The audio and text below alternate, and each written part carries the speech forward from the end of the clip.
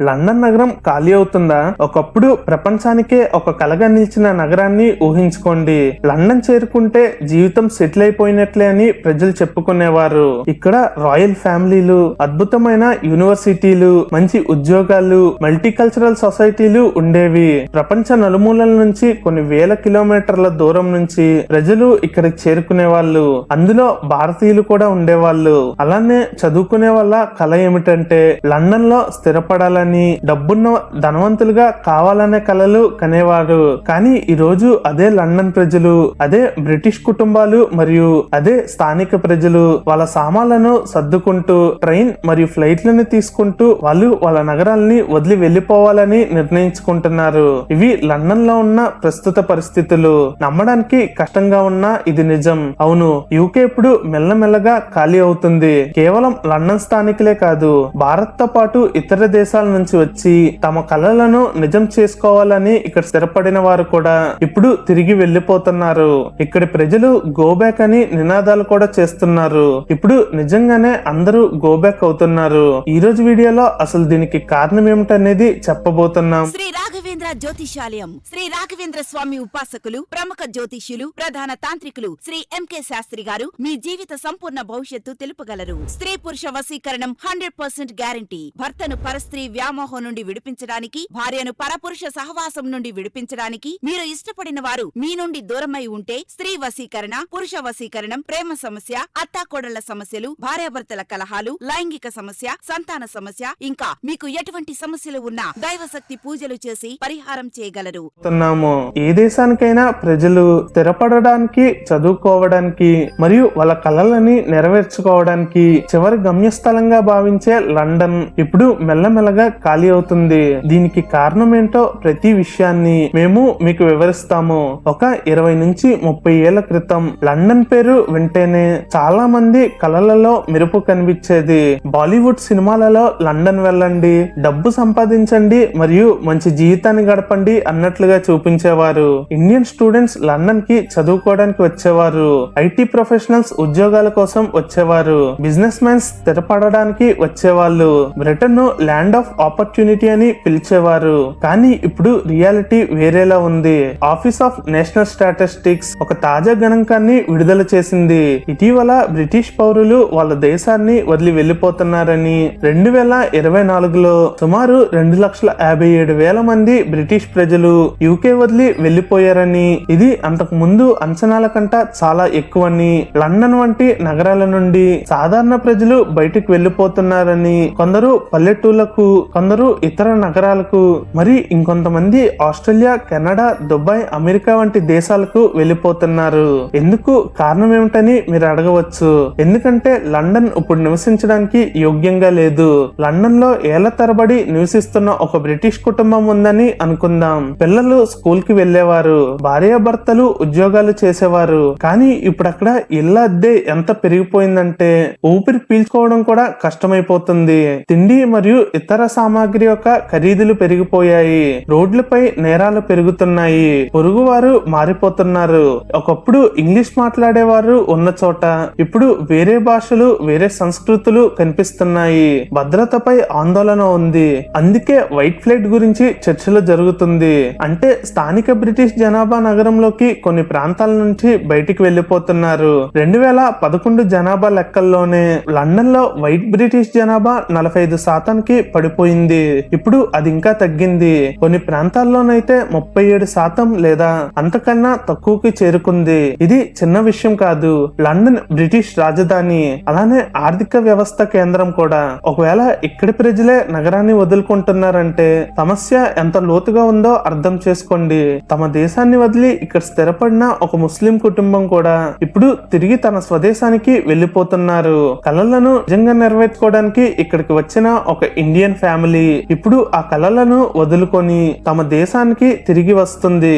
మిత్రులారా, ఇక్కడ సమస్య ఒకటి కాదు, ఇక్కడ ఎన్నో సమస్యలు ఉన్నాయి. అన్నిటికంటే పెద్ద సమస్య ధరలు పెరగడం. యూకేలో కాస్ట్ ఆఫ్ లివింగ్ క్రైసిస్ కొన్నేళ్లుగా కొనసాగుతుంది. ఎలక్ట్రిసిటీ బిల్లులు, అద్దె, తిండి అన్ని ఆకాశాన్ని తాకుతున్నాయి. లండన్ లో సగటు అద్దె నెలకు సుమారు $2000 వరకు ఉంటుంది. అంతకంటే ఎక్కువ కూడా ఉండవచ్చు. ఒక చిన్న ఫ్లాట్ తీసుకోవాలంటే మీకు లక్షల పౌండ్లు అవసరమవుతాయి. 2022లో ఇన్ఫ్లేషన్ 11% దాటిపోయింది. ఆ తర్వాత కొంచెం తగ్గిన 2025-26లో మళ్ళీ ఒత్తిడి పెరిగింది. ఆహార పదార్థాల ధరలు పెరిగాయి. గ్యాస్, విద్యుత్ బిల్లులు పెరిగాయి. జీతాలు పెరగడం లేదు కానీ ధరలు మాత్రం పెరుగుతూనే ఉన్నాయి. దీనికోసం మిడిల్ క్లాస్ కుటుంబాలు పోరాడుతున్నాయి. ముగ్గురు కలిసి ఉద్యోగం చేసినా కష్టంగా గడుస్తుందని అక్కడ ఉన్న యువత చెప్తున్నారు. లండన్ లో హౌసింగ్ క్రైసిస్ పాతవే కానీ వలసలు పెరగడం వల్ల అది ఇంకా దిగజారింది. ఎక్కువ మంది రావడం వల్ల డిమాండ్ పెరిగి సప్లై తగ్గింది. ఫలితంగా ప్రాపర్టీ ధరలు ఆకాశాన్ని అంటుకున్నాయి. ఇక్కడే పుట్టి పెరిగిన వారికి కూడా ఇల్లు కొనడం ఒక కలలాగానే మారిపోయింది. వాళ్ళు ఏమనుకుంటున్నారంటే పెద్ద నగరాల కన్నా చిన్న చిన్న టౌన్లు లేదా కంట్రీ సైడ్ అంటే పల్లెటూరులోకి వెళ్లి తక్కువ ధరకే ఇల్లు కొనుక్కొని ప్రశాంతంగా జీవించడం మేలని భావిస్తున్నారు.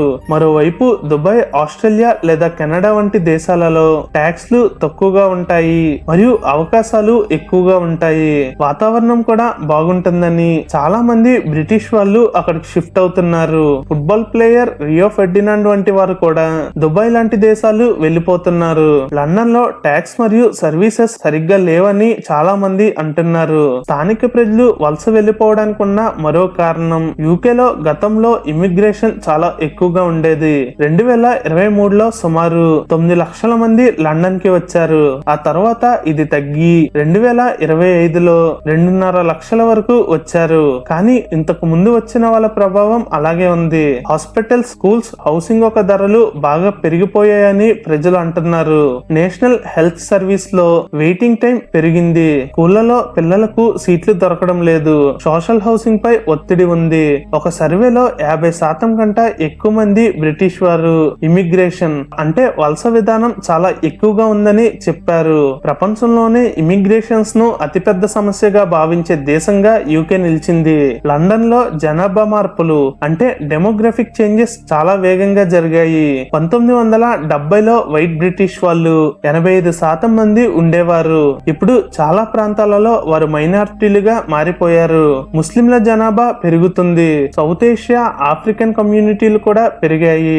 కొందరు దీన్ని గ్రేట్ రీప్లేస్మెంట్ లేదా కల్చరల్ చేంజ్ అని పిలుస్తున్నారు. పరిసరాలు మారిపోయాయి. భాష, ఆహారం, ఆచారాలు, పండుగ అన్ని మారిపోతున్నాయి. స్థానిక ప్రజలు తమ సొంత ఊర్లలోనే తమను తాము అపరిచితులుగా అంటే strangers in their own town గా భావిస్తున్నారు. వలసల వల్ల లాభాలు కూడా ఉన్నాయి. Labour, skilled worker, cultural diversities వస్తున్నాయి. కానీ కంట్రోల్లో లేనప్పుడు, అందరూ కలిసి ఉండలేకపోతున్నప్పుడు సమస్యలు అనేవి వస్తాయి. చిన్న పడవల ద్వారా వచ్చే ఇల్లీగల్ ఇమిగ్రెంట్స్ పై కూడా కోపం పెరుగుతుంది. ఇలా వచ్చిన ఇల్లీగల్ ఇమిగ్రెంట్స్ కి హోటళ్లలో వారికి వసతి కల్పిస్తున్నారు. దీనికోసం ట్యాక్స్ పేయర్స్ డబ్బుని ఖర్చు పెడుతున్నారు. లండన్ లో నేరాలు మరియు భద్రతకు సంబంధించిన టెన్షన్స్ పెరిగాయి. క్రైమ్ రేట్ గురించి ఫిర్యాదులు సాధారణం అయిపోయాయి. గ్యాంగ్ వైలెన్స్, వీధి నేరాలు పెరిగిపోయాయి. కొన్ని ప్రాంతాలను నోగో జోన్ గా ప్రకటించారు.